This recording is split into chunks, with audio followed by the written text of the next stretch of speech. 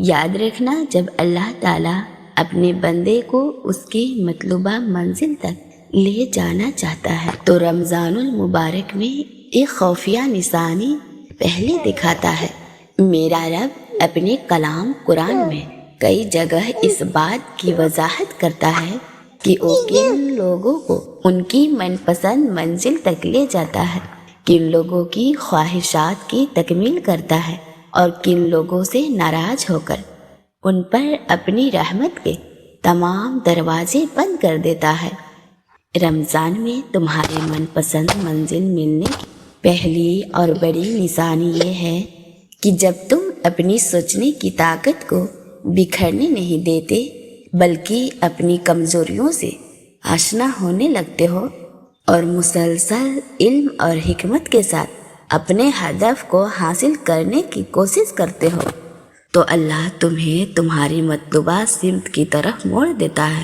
اور اس راستے کو ہموار کرنے لگتا ہے جو تمہاری پسندیدہ منزل کی طرف جاتا ہے، کیونکہ مقصد کا احساس ہی تم میں تکمیل کا احساس پیدا کرتا ہے جو تمہارے لیے نئے راستے کھول دیتا ہے، اور پھر وہی رحمان تمہیں ایسے ناممکن وسیلوں سے عطا کرتا ہے جن کا تم گمان بھی نہیں کرتے۔ اللہ اپنے بندے سے مخاطب ہو کر فرماتا ہے،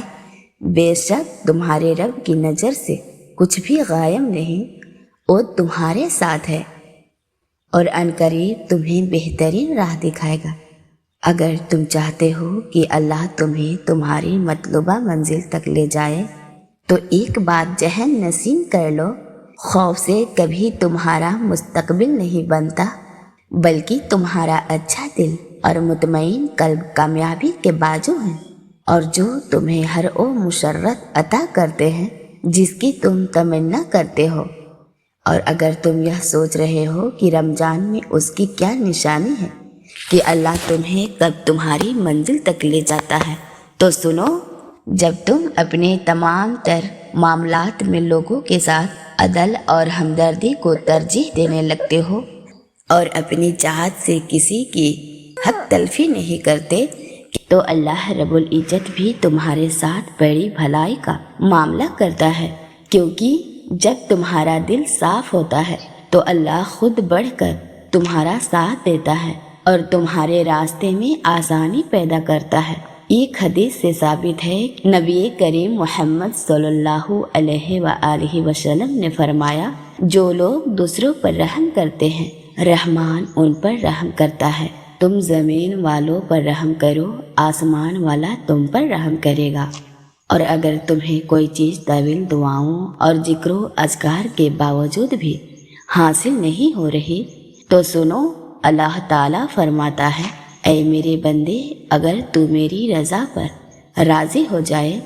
کہ اے اللہ کہ جو تو دینا چاہتا ہے میں اسی پر راضی ہوں،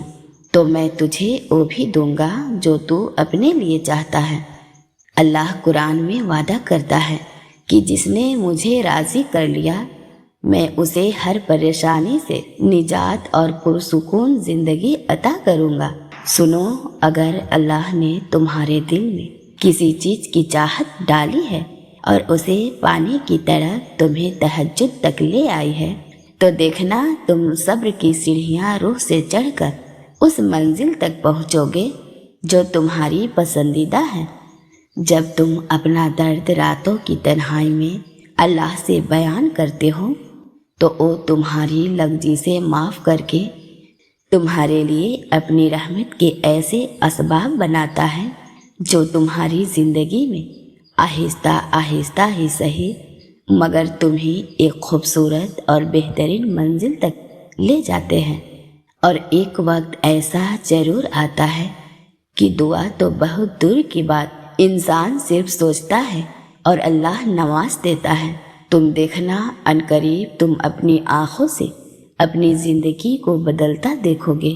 وہ عنقریب تمہیں ایک خوبصورت منزل تک لے جانے والا ہے انشاءاللہ۔ میری دلی دعا ہے کہ اللہ اس رمضان کے صدقے آپ کی پوشیدہ دعاؤں کے خوبصورت جواب دے کر آپ کے حق میں معجزہ خاص کر دے۔